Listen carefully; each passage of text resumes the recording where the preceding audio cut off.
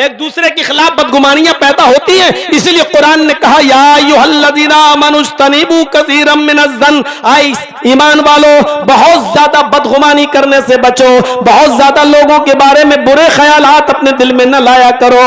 इन बाज जो है जो बदगुमानियां होती है वो इंसान को गुनाहगार बना देती है। इन बाज़ ज़न्न इस्म, बाज़ बदगुमानियां बहुत बड़ा गुनाहगार बना देती है। जब ईसा अलैहिस्सलाम पैदा हुए तो एक गिरोह मरियम के पास आया, अरे मरियम ये क्या हुआ, ये बच्चा कहां से आ गया, अरे तेरी तो शादी नहीं हुई, तूने ये बच्चा कहां से पैदा कर दिया, मरियम जवाब दे। सवाल उनका मशकूक था, सवाल में शिकायत थी, मरियम जवाब दो। गोया कि वो ये कहना चाहते हैं कि तुम बदचलन हो, ये बच्चा किसका है, तुम बदचलन हो, ये बच्चा किसका। वो जवाब इसका मांगना चाह रहे थे कि ये बताओ कि बच्चा किसका है, लेकिन पूछ ये रहे थे कि ये हुआ कैसे ऐसा, तुमने तो किसी मर्द को छुआ ही नहीं है जैसा कि तुम कह रही हो, तो फिर ये बच्चा कहां से आया।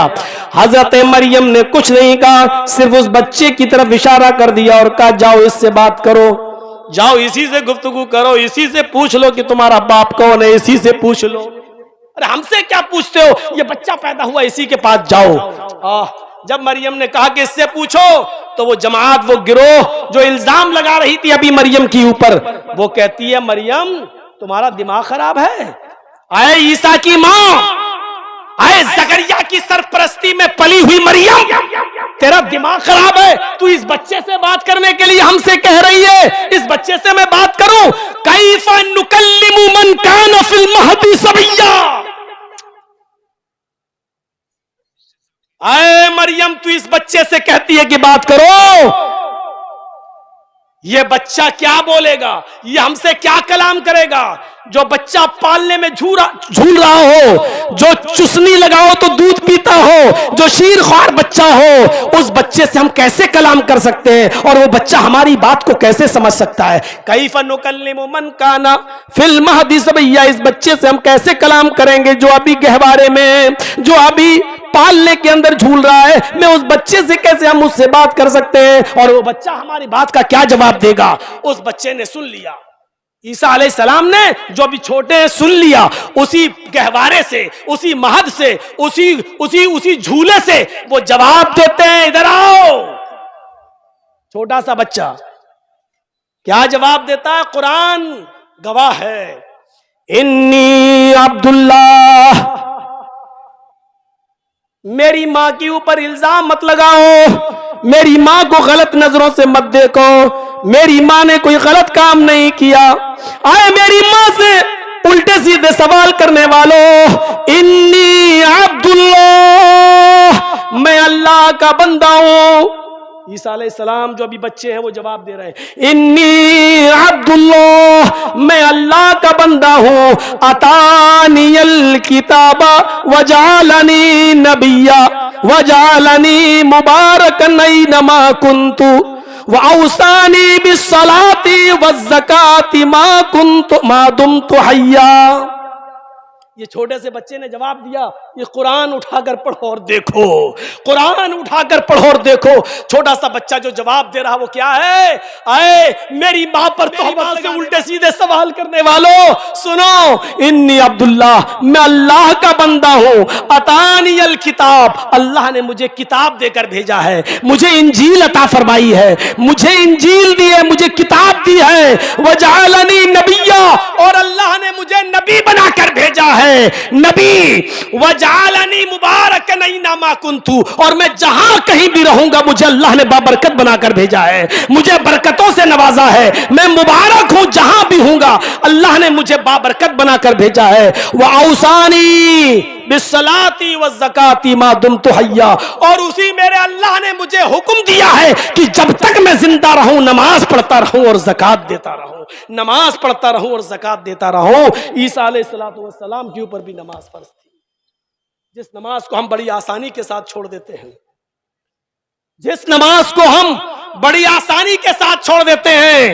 नमाज तो एक ऐसी चीज थी मेरे भाइयों, जरा गौर करो, बुखारी शरीफ की रिवायत के मुताबिक जब हजरत खुबैब को सूली पर लटकाया जा रहा था और उनको फांसी के तख्ते पर ले जाया जा रहा था, तो उनसे पूछा गया, आए खुबैब, तुम्हारी आखिरी तमन्ना क्या है, तुम्हारी आखिरी आरजू क्या है, क्या चाहते हो तुम? हमसे पूछा जाए आखिरी आरजू क्या है तो कहेंगे कि बाप से मिलवा दो, बेटे से मिलवा दो, माँ से मिलवा दो, भाई से मिलवा दो, बेटी से मिलवा दो, मेरे घर वालों से मेरी आखिरी मुलाकात करवा दो। हम वसीयतें लिख देंगे, हम इकरारनामे लिख देंगे, किस बेटे को कितनी जमीन दी जाए, किसको कौन सा मकान दिया जाए, किसको कितनी करेंसी दी जाए। हम जब आखिरी तमन्ना पूछी जाए तो ये सारी चीजें पूछेंगे। हजरत खुबैब से जब पूछा गया तो मैं तख्तेदार पे लटकाया जा रहा है, फांसी के फंदे के करीब तुम्हें ले जाया जा रहा है, आज तुम्हें फांसी दे दी जाएगी। आए खुबैब, बताओ तुम्हारी आखिरी बताओ तुम्हारी आखिरी तमन्ना क्या है? इसको थोड़ा हटा ले, कुरान है। तुम्हारी आखिरी आरजू क्या, तुम्हारी आखिरी तमन्ना क्या है? तुम्हारी आखिरी आरजू और आखिरी तमन्ना क्या है? हजरत खुबैब रजी अल्लाह ताला अन्हु जवाब देते हैं, मेरी आखिरी आरजू अगर पूरी करना चाहते हो तो एक एहसान मेरे ऊपर कर दो, और वो एहसान ये कि मुझे 2 रकात नमाज पढ़ने की मोहलत दे दो। 2 रकात नमाज पढ़ने के बाद मुझे तख्तेदार पे लटका देना। ओ लोगों, मेरे साथियों, आए नीमा वालों और नीमा के इस जलसे में ठाटे मारता हुआ लोगों का ये समंदर सुनो मेरे साथियों। आज हम अपनी आरज़ू और तमन्नाओं को देखें। जेल से निकलने के बाद हमने कल ईमान से अपनी बात को शुरू किया है, आज नमाज से हम अपनी तकरीर को शुरू कर रहे हैं, क्योंकि बुनियादी तौर पर यही 2 चीजें, ईमान और नमाज। ईमान का लाजिमा नमाज है, नमाज का लाजिमा ईमान है। ईमान अगर है और नमाज नहीं तो बेकार। जैसे सूरज का लाजिमा रोशनी है, रोशनी का लाजिमा सूरज है। सूरज अगर निकलेगा तो रोशनी होगी, अगर कहीं रोशनी है तो इसका मतलब यह है कि सूरज निकला हुआ है।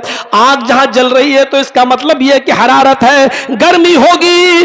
अगर हरारत कहीं हमें महसूस हो रही है तो इसका मतलब यह है कि आग भी कहीं जल रही है। अगर हरारत है तो आग भी है, अगर रोशनी है तो इसका मतलब यह कि सूरज भी है।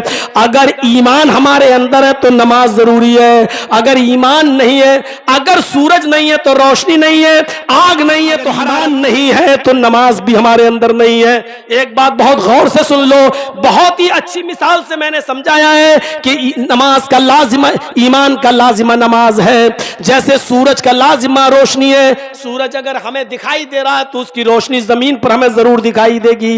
अगर जमीन पर हमें रोशनी दिखाई दे रही है तो इसका मतलब यह है कि आसमान पर सूरज निकला हुआ है। अगर कहीं हमें तपिश महसूस हो रही है, गर्मी लग रही है, तो इसका मतलब यह है कि आग जल रही है। आग जलेगी तो गर्मी लगेगी, आग जलेगी तो हरारत होगी। अगर हरारत हो रही है तो इसका मतलब आग जल रही है। आग है तो हरारत है, सूरज है तो रोशनी है। इसी तरीके से अगर हमारे अंदर ईमान है तो नमाज भी है। ऐसा हो ही नहीं सकता कि हमारे अंदर ईमान तो हो लेकिन हम अल्लाह के घर में आकर रुकू ना कर सके, सजदा ना कर सके और अल्लाह के सामने खड़े ना हो सके। कयाम, रुकू और सजदे से हम गाफिल रहे, वो बंदा मोमिन हो ही नहीं सकता जो नमाज से दूर हो। अगर ईमान है तो नमाज भी होगी, और अगर ईमान नहीं है तो नमाज भी नहीं। ये लाज़िमा है उसका। वही ईसा अलैहिस्सलाम ने कहा था कि मुझे हुक्म दिया गया जब तक मैं जिंदा रहूं नमाज पढ़ता रहूं और ज़कात देता रहूं। हजरत हुज़ैफा ने वही कहा कि मुझे 2 रकात नमाज पढ़ने की मोहलत दे दो।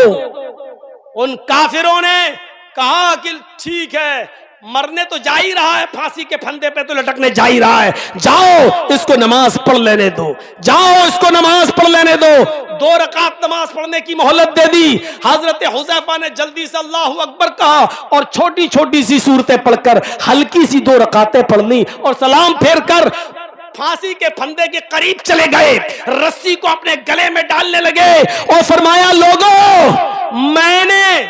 मैंने हल्की रकात इसलिए पढ़ी है, 2 रकात मुख्तसर इसलिए पढ़ी है ताकि तुम ये ना समझो कि खुबैब मौत के डर से नमाज लंबी कर रहा है, मौत के डर से नमाज लंबी कर रहा है। बताना ये चाहता हूं कि जब नमाज से प्यार हो जाए और मोहब्बत किसी को हो जाए तो आखिरी वक्त में भी वो अपने घर वालों से नहीं मिलना चाहता है, वो चाहता है कि अब तो रब से मुलाकात का वक्त है, तो क्यों ना उससे कुछ गुफ्तगू कर लें। उसके पास जाना है तो उससे मुनाजात कर लें, उससे गुफ्तगू कर लें, उससे बातें कर लें। नमाज में बंदा जब तक होता है वो अपने रब से बातें ही तो करता है, वो अपने रब से सरगोशी ही तो करता है। तो नमाज ये बंदे की रूह है, ये रूह है, ये गिज़ा है, ये रूह है। मेरे साथियों, हजरत खुबैब फांसी के फंदे पर लटक रहे हैं और नमाज की चाहत